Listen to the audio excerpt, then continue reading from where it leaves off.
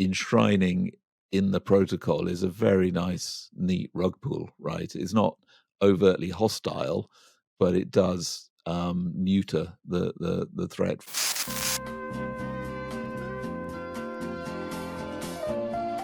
Welcome back to Web3 Builders. Will and Evan, we're here. We got a cool guest today, Ben Edgington. How are you doing today? Good to be back in the podcasting seat with you. Yes, sir. And I think it's probably been 25 years since I've been called cool. So thank you very much. I appreciate it. You got some base takes online, which puts you in the cool camp these days. And so we'll get to those tweets in a little bit. But first off, we got to ask, you're not writing the newsletter these days, but you are writing a book, as I understand it. How's that going? Yeah, I grandly call this thing a book, largely because I want to follow the disciplines of a book, so organizing the material and chapters, sections, and generally have that framing for it. But I don't think it'll ever be printed on paper. This is the book of the Ethereum Consensus Protocol. I call it the ETH2 book, but we'll move swiftly on from that. Otherwise, we have other things to be controversial about today. And yeah, just documenting the whole consensus protocol. I'm at about 130,000 words. If you format it as a PDF, you can do that. You can print it out if you want. I encourage you not to because I like trees, but it's about 360 pages so far. I reckon I'm 2/3 of the way through. Who knows? Part of the issue with it is I spend half my time writing new material and half my time rewriting old material because we keep changing the protocol, right? Every upgrade, there's this massive lift to update everything there. But Consensus was very cool recently. It gave me 3 months writing sabbatical or writing leave. And I was able, second quarter of this year, to get my head down and just focus exclusively on writing. So made good progress. I've been back with the team for 3 months and I haven't made any progress for 3 months. So I don't know what happens next, but I do need to crack on and finish this thing one day. How was taking a sabbatical? Because as somebody who's, when I had a real job, I refused to ever let anyone do my work because then they would realize it wasn't that hard and they get rid of me. Yeah, it's always at the back of the mind, isn't it? I mean, yeah, I mean, I'm at the kind of point in my career where I don't worry too much about that kind of stuff. It's work is just a pleasure, and if it's not consensus, there are other places I'd be equally happy, or I could just write full time. It's all good with me, so it didn't worry me. Joe gave it his blessing, and if Joe blesses it, you should be okay. So that was very based of them. Did you pay attention to what was happening in your client at all, like during that time frame? Like, I imagine you couldn't actually stop following. Yeah, of course. It, right? I subscribe to our GitHub. I subscribe. We have the Slack channels, and I just kept an eye on it every day. But I didn't have any meetings. I exited from all of the regular meetings, apart from some mentoring that I do. I kept that going. So that was a nice break. But yeah. And it's amazing. Yeah, I reckon that every meeting I have in a day pretty much halves my productivity for the day, and it's really weird dynamic. But and coders know this, right? You get into the flow, and you have to come out, and then you come up so many levels, and you got to go back down so many levels. And it's the same with writing. You build these huge constructs, and map everything out, and can see where you want to go, and then you have to you got this thing coming up, and it's just always there, and you got to exit. So it was a real luxury. Yeah. Well, that's good catch up there. We brought you onto the show to talk about something a little bit more spicy and present on the timeline, if you will, for Twitter. So if you say it that way, he won't give us anything spicy. Oh, I don't know. I think this tweet speaks for itself. So we're just gonna throw this up and just kind of start the conversation here. I am very reluctant to offer my hot takes usually, right? So I tend to be very passive. I take in, I'm, INTJ, if we want to do the Myers-Briggs, right? I absorb information and I take a long time to come to a view. And, I don't tend to go out there and push a view and have a hot take and, ignite a storm. doing the podcast weekly with you guys, I had to have an opinion every week, right? And that sort of trained me to a bit, to learn to be a bit more opinionated and shoot from the hip a bit more, which has been interesting. But I still tend to hold back, right? However, when something provokes me, when there's something to respond to, or somebody comes directly to my door, then I'm more likely to respond. And to be fair, this is a bit of grandstanding, and it's a bit of a oblique way to make a comment on the current debate, but do it in a bit rather than just repeat the "Lido is bad" kind of mantra. Actually, to have a more interesting take on it. So I received this really this LinkedIn invitation, which was full corporate speak, fully engaged, 11 out of 10 on the corporatometer, and inviting me to apply to CPO role, which I take to be Chief Product Officer at Lido. Oh, okay, interesting one.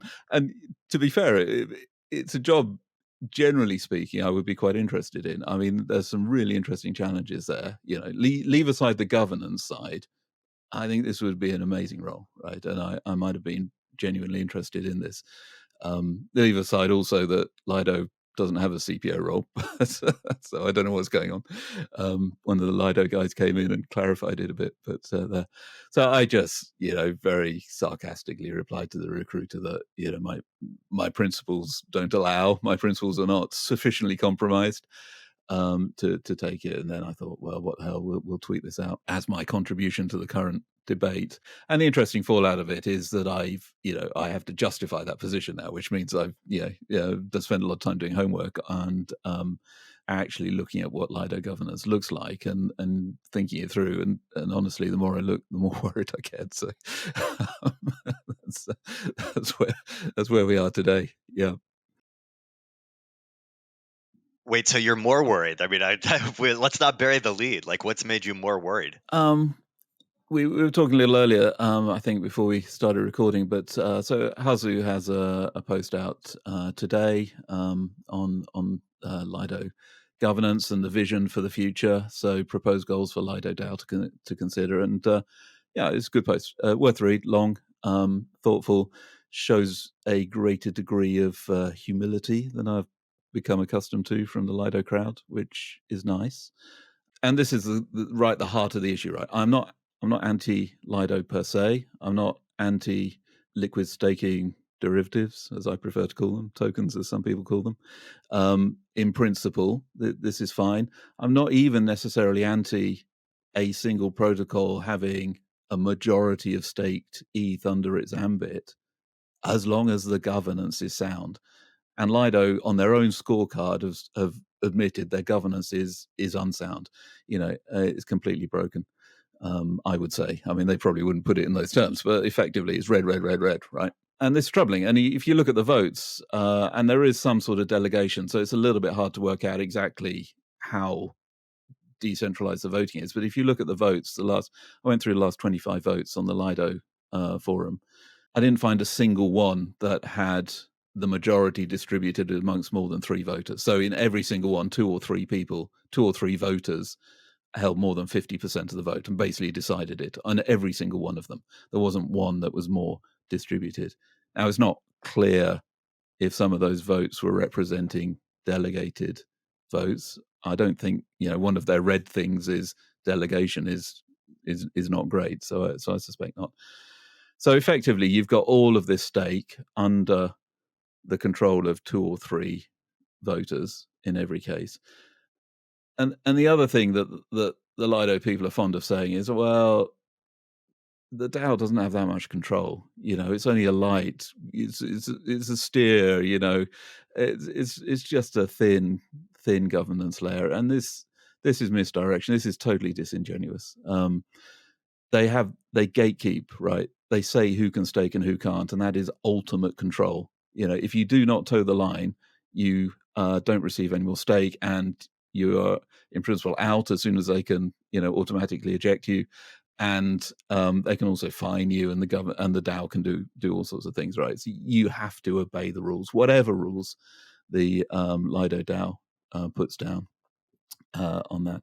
So yeah, that's the situation today. And that has his articles all about the future, and it's good. And I hope it comes to be, but that we got to deal with things as they are today, and that's my concern.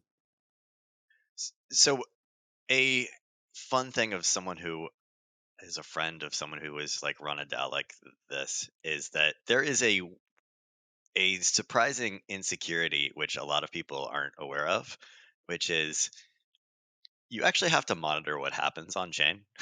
And sometimes front ends aren't perfect at monitoring what happens on chain. And like, so we're even sort of like trusting that the front end that tells the Lido people that there has been a proposal works, right? I mean, that the front end dev was honest, that there's nobody in the stack who can push a malicious whatever that ignores something from somewhere. And literally, like, this is a third of Ethereum stake. I mean, it Yes. is Yeah. serious. Yeah, I take the point. I'm not big on conspiracy theories, but on the other hand, when you have that much responsibility, you have to be utterly transparent. You have a duty to go above and beyond in your transparency and following protocol to the letter, and making sure that everything can be seen. And I wouldn't be worried about this if Lido didn't have, a third of the stake, right? If it were a small fraction, that would be okay.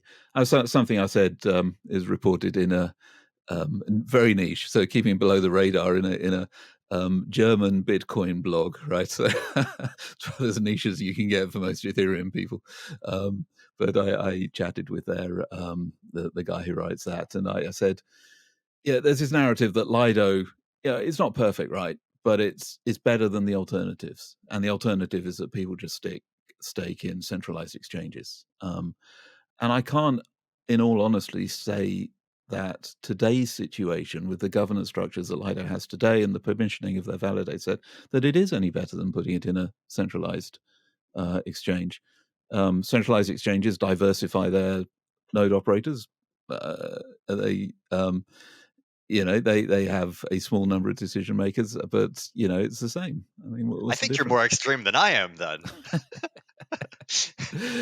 Yeah, I mean, the only difference is the purported direction of travel, right? Lido are saying they are Ethereum aligned. They've committed to it. There's been a vote that says we're Ethereum aligned and we uphold Ethereum's principles. And there is evidence that they are trying to address the problems. Lido's But other two chains are Solana and Luna, right? Just throwing that out there. yeah, I haven't even You looked might into take that. some of what they say with a grain of salt. Yeah. We'll see. I mean, by their fruits you shall know them. And I think this has been the issue so far, right? At the moment, their governance is is alpha governance. It's prototype governance. It's suitable for running maybe 5 or 10% of the stake.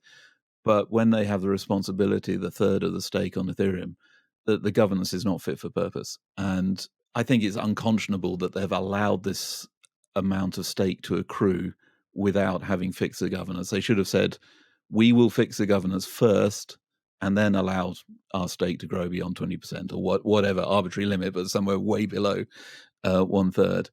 Once our governance is mature, then we'll take the caps off, and we will be able to demonstrably act in the best interest of Ethereum. That would have been a better history, a better arc to get to where we are, and I think that's the sort of why, people are vocal now. And to be fair, I've prodded them over this over the years. I've been needling away about asking them the questions about their decentralization plans. A couple of months after the Beacon chain was launched, it's all on record. That's a good place to ask about client teams becoming node operators.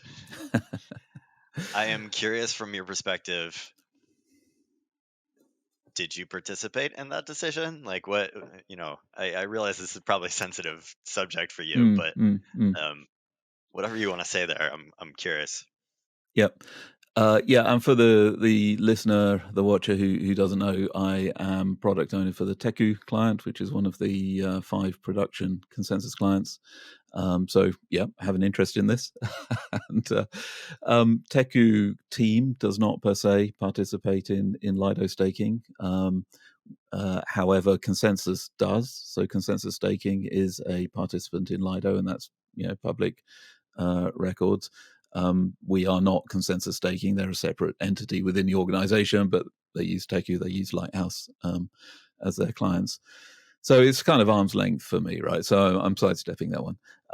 Other client teams, yeah, they got to make a living, right? I mean, it's not easy being a client dev team. I mean, it's hard enough within Consensus, which is a relatively stable environment, but I'm still having to fight, on a quarterly basis for resources to build a client and continually justify the existence of the client, and why Consensus should invest in it. And it's the same for the other teams. They've got to pay the bills, so I'm not going to criticize anyone for being involved. And it does add to the diversity to have the client teams participating in that.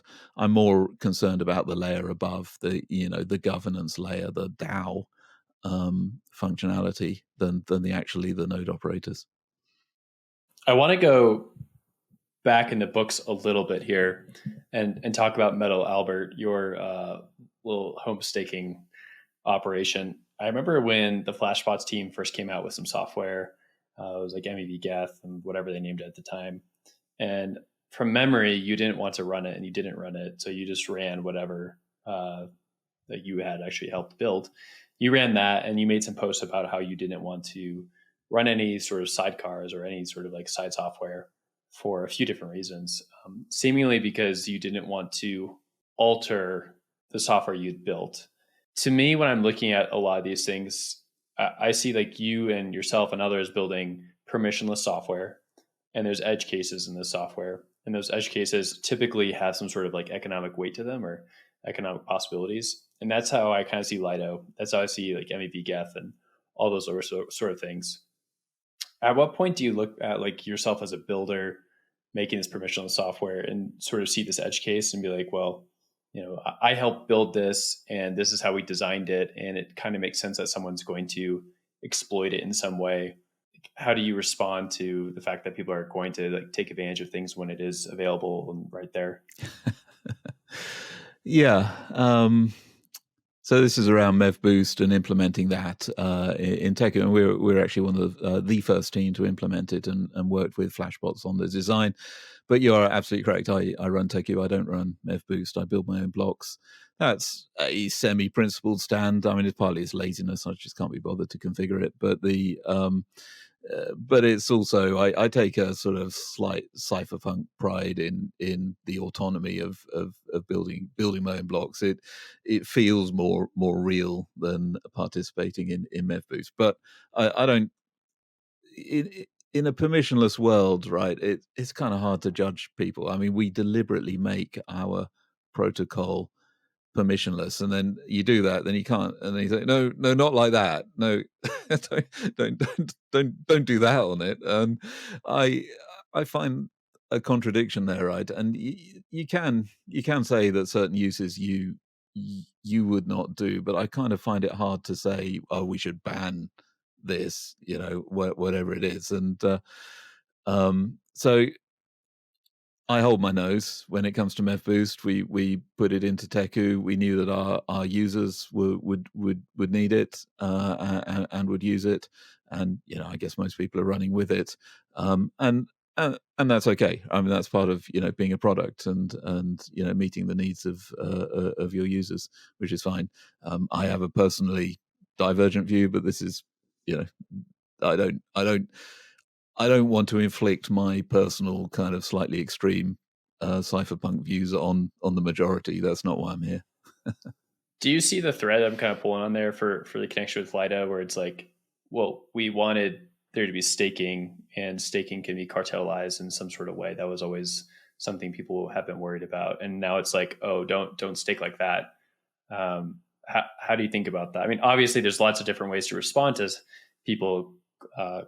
However you say it, cartelization of staking itself. There's ways to respond to that, but yeah, it's a real toughie, Will. And there is one of the more amusing kind of lazy responses I see everywhere as well, that if the protocol devs didn't want Lido to happen, they should have designed the protocol so that Lido couldn't happen. And I if we understand permissionlessness, then that's an almost impossible ask. I mean, I don't know how you would do that, except for what Vitalik is talking about is kind of undercutting it by enshrining it in the protocol. There've been some views on that, and taking a principled view that actually there are some things which are such a serious threat to the protocol that actually we need to own them in the protocol to make sure that they can external bad actors can't subvert them. But yeah, I mean, if we'd done delegated proof of stake, would it have been any better? I don't think so. I think it would have just been, we kind of ended up with DPoS, but with extra steps. But those extra steps matter. It means that we have means to levers to pull in order to perhaps reduce the influence of people, cartels that would attack the protocol. Why didn't Satoshi stop 51% attacks when he coded Bitcoin? Yeah, exactly. I mean, am I wrong when I say that it's the same argument to me, though, right? Like, people saying that Lido is just market forces and just capitalism, like that's the same as saying like 51% attacks with miners is just market forces and just capitalism. And to be fair, like that is basically what we have seen with mining over time. Like, proof of work has tended to centralize. I don't know, Will might have a different view than us here, but like he who can find, or she who can find the cheaper energy and the cheaper hardware is got a pretty big advantage. Yeah, indeed. And centralizing forces are everywhere. I mean, I've come to a view that as devs, the best we can do is to make the protocol decentralizable. We as easy to decentralize as possible, but you're never going to get away from the centralizing forces, because Dankrad had a great response to this whole thing. That it's always going to be more efficient to run a centralized system. So you're always, pushing the boulder uphill with decentralization. We just got to make it as easy as possible. And it comes to the other point about, a lot of people say, well, what's the point of coming on Twitter and whining about it? It's just lazy and all that. Setting social expectations and social norms is so important. Staking is done by human beings; it's not done by machines yet. And it's and setting an ethos and calling out that certain behaviors are unaligned and dangerous and not in the best long-term interest of the protocol and is powerful. It actually works. And layer zero, the social consensus, I think is an important part of what we're doing here, of the decentralization story, because that's the only thing which actually is able to oppose these forces of centralization that are everywhere ultimately. Having the common vision. And yet all the incentives on the social layer are not to speak up. I'm hoping this is a transitional phase, Evan, and that Lido has expressed good intentions. Hazu's post is good, and the direction of travel seems reasonable. But the goal is to make sure they get there, right? And the danger is that if everything goes quiet, we stop making a fuss and holding their feet to a fire, that they won't do the hard work, the heavy lifting to get there. So, making a noise, and Hazu acknowledges this in his article. They hear a lot of contrary opinion, and this pushes them forward in terms of working on dealing with all these governance issues and the permissionlessness and so forth. So it does work. And if everyone was silent on this issue, then why would they even do anything? They might as well give up and do something, work on Solana or whatever. So I think holding Lido accountable publicly to deliver on what they've committed to deliver is an important role. Let's talk about recovery methods and holding their feet to the fire. I had a tweet that was a little controversial. I mean, I have a friend who is planning on sort of coordinating a soft fork part of holding feet to the fire is showing how easy it is to pull off this soft fork. Do you like? I mean, what is the actual steps in Teku to doing a soft fork? So soft fork can be almost anything, right? So we should clarify: a hard fork changes the consensus rules for everybody. So it's what we do when we do the Capella upgrade or the Deneb upgrade that's coming.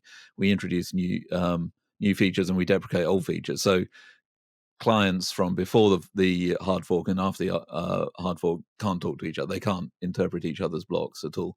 A soft fork is the nodes stay on the same network, but certain blocks become invalid in the view of some nodes, but not vice versa.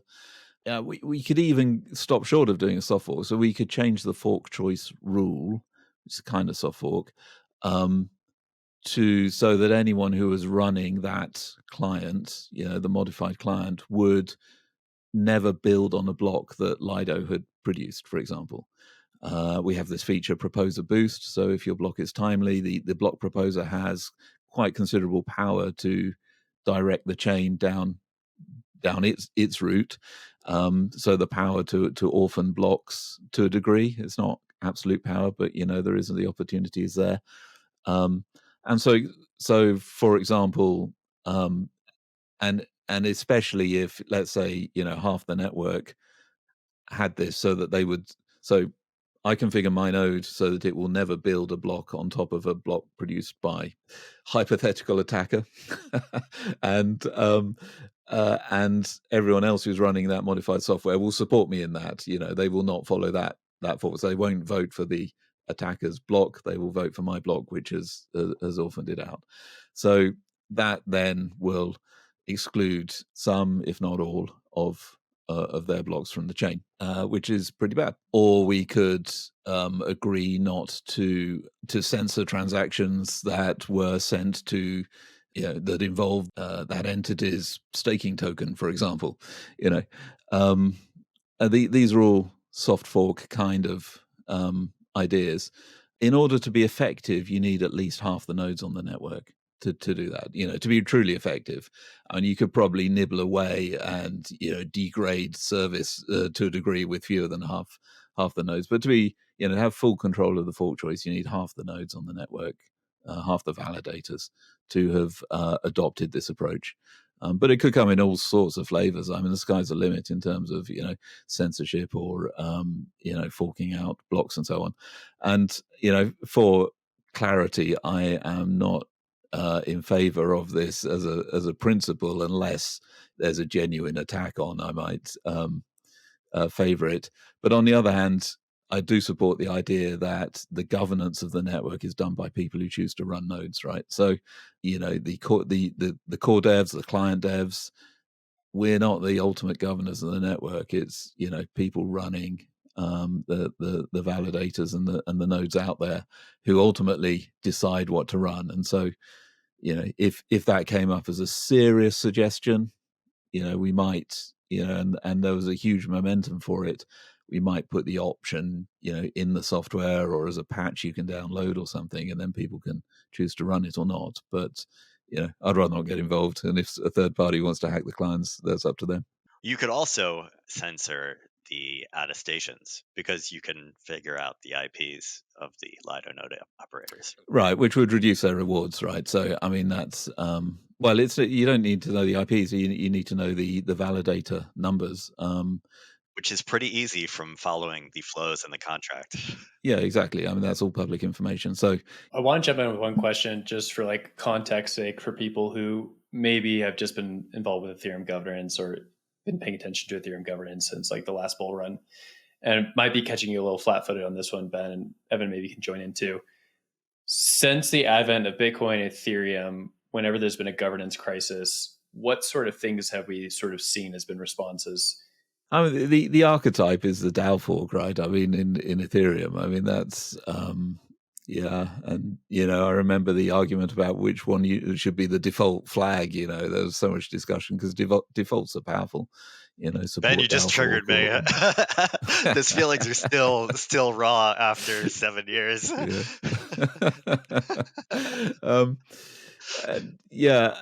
But otherwise we've tended to deal with things mostly by yelling and shouting, and it works, right? A message from the core devs tends to carry weight. So things like on gas limit, and not raising the gas limit, to crazy amounts and things. We've communicated this, and people have, played ball, because I think they kind of trust that if people who have the interests of Ethereum most at heart and understand the nuances best are the client devs and the people who are, in that call. So they've tended to trust us on that. It's fragile, I'll acknowledge, and I think one of the very interesting things we're going to have to deal with over the next 2, 3, 4 years is going to be the governance of Ethereum as a whole, because we've always been running it, since day one as a kind of technocrats talking about EIPs, and it's more or less incomprehensible in a meeting. But now we have so many platforms that have such a footprint on Ethereum. Lido is one of them, of course, but there's all the protocols like Uniswap and so forth, and there are so many vested interests, all the L2s, the whole ecosystem there, of course, and staking is coming and all of that. And there's a lot of money around, right? And there's a lot of people who depend crucially on decisions made in core devs meetings. And we haven't had to deal a great amount with the professionals, the people with vested interests coming in and influencing Ethereum core governance. And I think we're going to have to take that into account in future. And I'm careful I don't want to exclude those people. They're obviously crucial, right? I'm not saying keep it a tight-knit, technocratic group of boffins, but somehow we need to evolve our process so that we are able to give the stakeholders, in the broadest sense of the word, who are large organizations, an appropriate level of influence without overstepping the mark. And I don't know that we are well equipped for that as of today. Does it worry you that a lot of these projects are coming from like VC backing, or is that not like a big point of contention or consideration from you or from other core devs? I haven't really thought about it. To be honest, I mean, money comes and goes. I suppose the concern would be extractive, right? I mean, the VCs want to make their money back quickly, and that would affect the decision making and wouldn't necessarily be Ethereum lined. Would that be a kind of characterization of the concern? Yeah, a lot of the thinking I've seen around it is just the idea that VCs coming in, creating a token, and then like capturing Ethereum governance is like not what we want, right? We don't want like a VC chain in the same sense. We don't want like a professor coin, something like that. And that's what a lot of people have sort of looked at Lido token as, or like kind of caricaturing it as. The counterpoint, of course, is like Ethereum was initially had some VC money, and then over time it decentralized, sold a lot of tokens. It's not that anymore at all, obviously. Maybe Lido could go through the same process. I think we take people as we find them, right, on their merits, rather than kind of trying to read into their motives too much. And the immune system is quite strong. I mean, when Uniswap were trying to argue for inclusion of the warm storage thing, there was quite a strong reaction to them trying to strong arm the core devs. I mean, on this, they got some heat from the core devs meeting over that, and that's quite interesting. Now we're doing it right, but we're doing it in our time, not in their time. And I think that was the outcome of it. So, yeah, the immune system is fairly strong so far. Should I get you on the record as to when you would run a soft fork? I assume it's only in the event of malicious behavior. I think that's a very difficult conversation, and exactly what constitutes malicious is a judgment call, right? I mean, there are some behaviors which are clearly against the protocol. If we saw them happening, widespread censorship, I think, would be a problem. That's, or forking off other people's blocks, deliberately,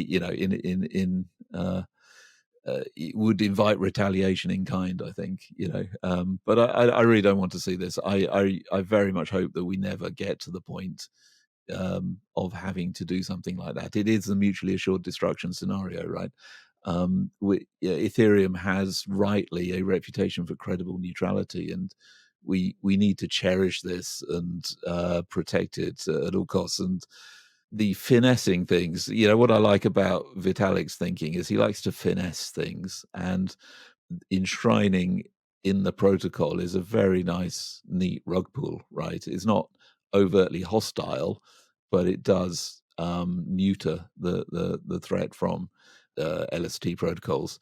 My one sort of concern about that would be it would also rug rocket pool, for whom I have a soft spot, but they'd also be nerfed in that kind of exercise. But that would be, I think, a better approach than the overtly hostile approach of going to war, in the form of a soft fork. And to be clear, it is worrying to me that Lido has the power, almost 33%, and that their governance is not as decentralized or as neutral as it should be. But we have not yet seen them act badly, right? And there's every likelihood that they will not, and I very much hope that will be the case. Now, on principle, I don't like the situation we're in, but in practice, it's okay. It's working out okay. We're not seeing them doing censorship. We're not seeing them, grief other validators or whatever the power they could do. So, they've got no reason to act badly, and we have time, but I do want to see them make progress. And get us out of this current unhappy situation. Where should they find you on the interwebs, Ben? Twitter is my happy place, believe it or not. I do enjoy my crypto Twitter. Benjaminian _XYZ. And you can had check out Will talking in a British pronunciation earlier, so I thought that was What did I say? impressive. The cartelization thing, you Britishized it. I didn't realize that. That's the power of Ben. It's the mind virus. I'm and eth2book.info is where my writings are currently. Upgrading-ethereum.info will take you to the same place. I'm trying not to do too many other things that distract from that, so I'm not doing too many podcasts or articles or whatever. Just trying to focus on that. For those of you that don't know, which there's no reason you shouldn't unless you're a very online Twitter person like me, is that Ben and I fight on Twitter a lot about the nomenclature of Ethereum upgrades. And on that note, go follow Ben, and thank you for joining us. And the standard, please retweet this, like smash it on that Twitter, like button, subscribe, every cringy YouTube thing that is said. I want to say that, yes. Goodbye. See you guys.